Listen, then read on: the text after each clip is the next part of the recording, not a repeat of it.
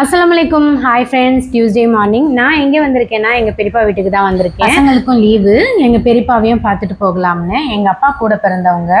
முதல்ல எங்கள் பெரியப்பா ஹைதராபாத்தில் தான் இருந்தாங்க. அவ்வளோ தூரம் போக முடியல. இப்போ சென்னைக்கு ஷிஃப்ட் ஆயிட்டாங்க. அவங்க வீட்டில் ஃப்ளவர் கார்டன் சூப்பராக இருந்தது. கை கட்டின மாதிரியே பலாப்பழ மரம், பலாப்பழம் ரொம்ப காயாக இருந்தது. மொட்டை மாடியில் வீடு சுற்றி மாங்காய் மரம். மாங்காவை பார்த்தா சும்மா விடுவோமா, அங்கேயே உப்பு மிளகா போட்டு மாங்காய் பறித்து சாப்பிட்டாச்சு. நல்ல காற்று, மரங்கள் இருந்தாலே அந்த இடம் ரொம்ப காற்று சூப்பராக இருக்கும்.